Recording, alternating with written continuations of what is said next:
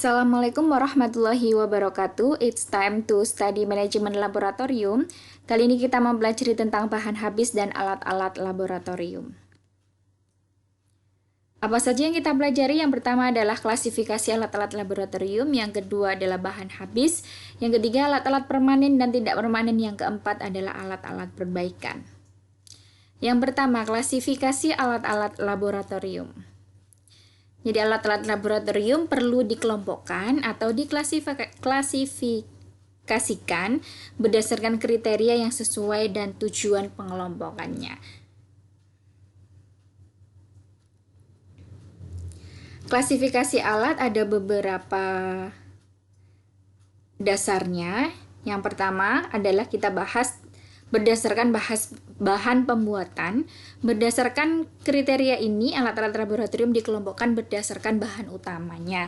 Misalkan dari kayu, dari plastik, dari kaca, atau dari logam. Jadi kita kelompokkan yang dari kaca sendiri, kemudian yang dari kayu, dari plastik, dan logam. Tidak kita campur menjadi satu.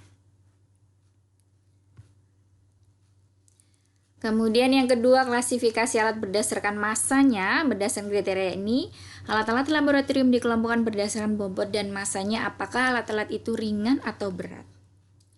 Jadi kita kelompokkan antara alat-alat yang ringan dan alat yang berat. Jadi jangan sampai alat yang ringan itu ditumpuk dengan alat yang berat. Klasifikasi alat berdasarkan bentuk dan volume. Berdasarkan kriteria ini, alat-alat laboratorium dikelompokkan berdasarkan bentuk dan ukuran volumenya. Misalkan alat yang besar, kecil, bentuknya bola, kubus, balok, atau silinder. Biasanya untuk benda-benda untuk praktikum massa balok yang bentuknya kotak itu, dan untuk alat-alat praktikum gerak harmonis sederhana, misalkan bandulnya berbentuknya bola. Nah, itu kita kelompokkan, tidak kita jadikan satu antara yang bentuknya lingkaran atau bentuk bola dengan yang balok. Misalkan balok tadi untuk praktikum hukum Newton.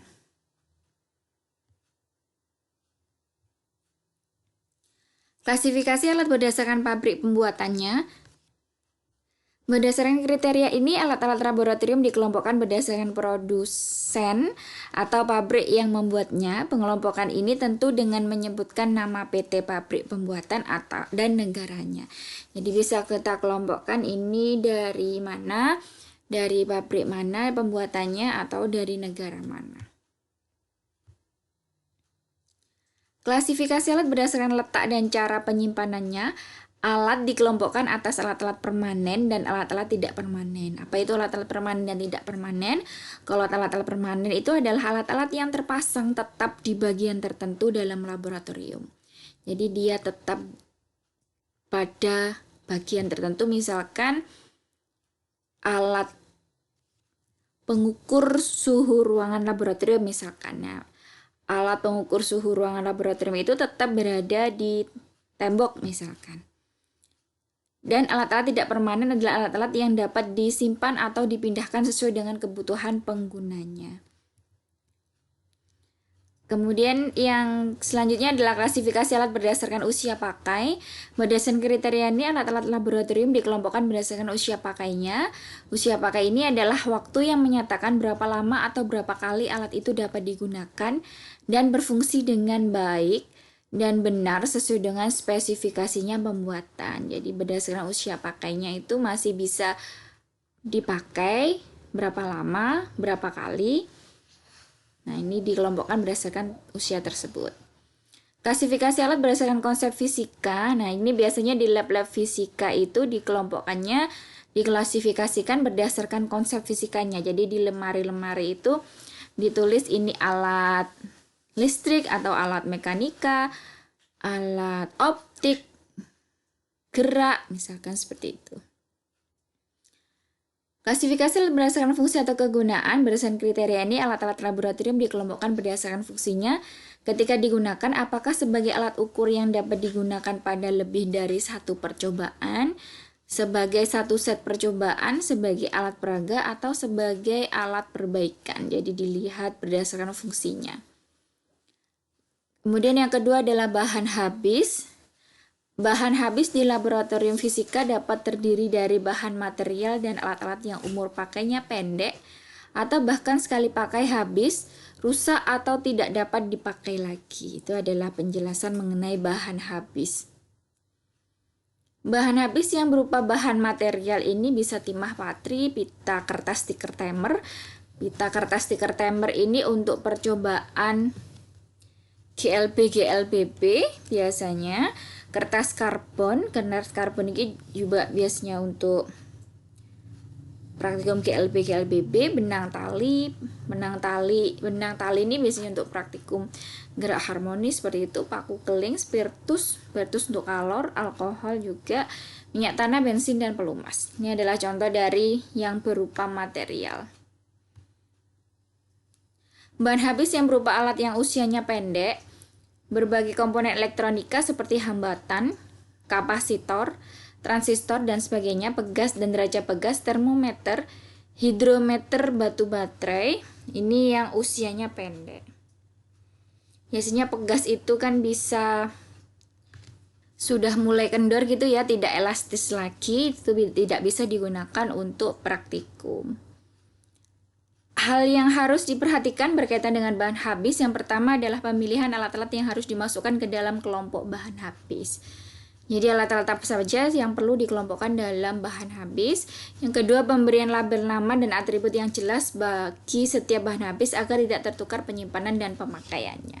Jadi perlu diberikan label, diberi tulisan itu namanya, kemudian spesifikasinya bagaimana untuk alat-alat tersebut biar tidak tertukar dalam penyimpanannya. Yang ketiga, cantumkan catatan, peringatan, dan perhatian cara menggunakan yang tepat dan aman. Jadi perlu ditulis peringatan atau perhatian misalkan pada alat-alat listrik yang mudah rusak, atau misalkan pada bahan yang mudah terbakar. Nah, perlu diperhatikan peringatannya seperti spiritus tadi atau alkohol. 4. Penyimpanan yang sesuai dengan karakteristik alat. Nah, untuk penyimpanan yang sesuai dengan karakteristik alat ini kita lihat tempat penyimpanan yang tepat itu apakah dari kayu, plastik, kaca, atau dan sebagainya.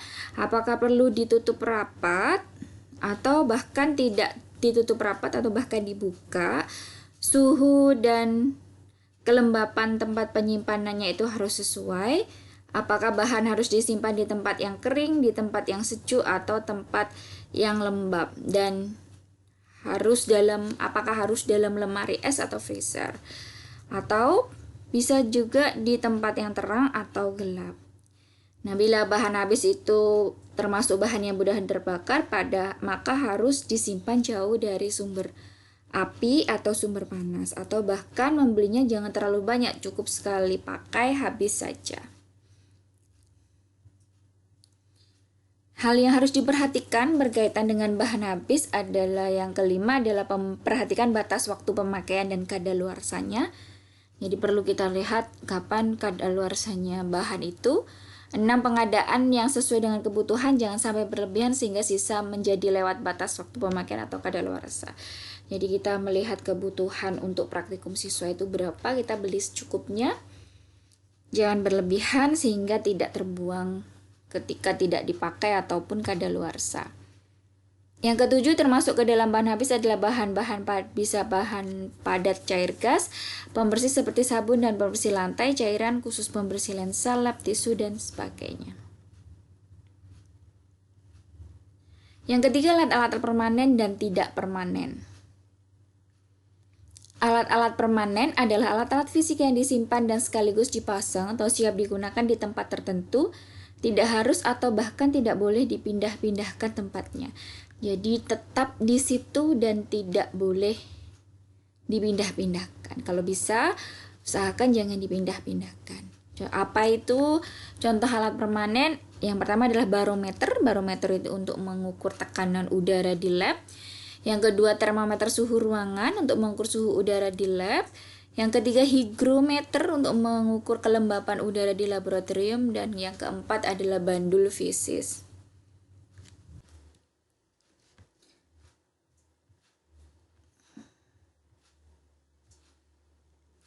Kemudian yang kelima adalah pesawat Atwood. Pesawat Atwood itu yang seperti ini, biasanya untuk praktikum gerak. Ini salah satu contohnya, bentuknya tidak selalu seperti ini ya. Nah, ini pesawat Atwood, ini ada masanya, misalkan M1 dan M2. Ini tali, ini dari katrol. Kemudian yang keenam adalah foto, diagram, gambar, poster, dan contoh grafik. Biasanya ada gambar-gambar, misalkan di laboratorium IPA itu ada gambar kerangka manusia seperti itu, atau kalau di laboratorium fisika gambar-gambar tentang dampak pemanasan global, ataupun gambar kalau di kimia itu misalkan sistem periodik dan sebagainya. Yang ketujuh adalah pembakar Bunsen dan instalasi listrik.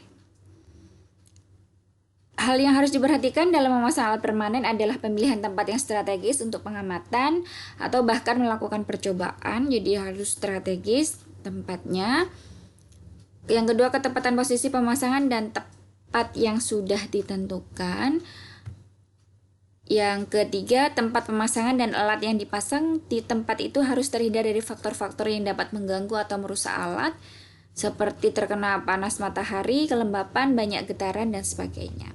Yang keempat, setiap alat permanen dapat diberi kartu alat yang menjelaskan namanya, alat itu apa, atribut lainnya seperti jumlah, spesifikasinya, aksesoris, dan tempat penyimpanannya di mana.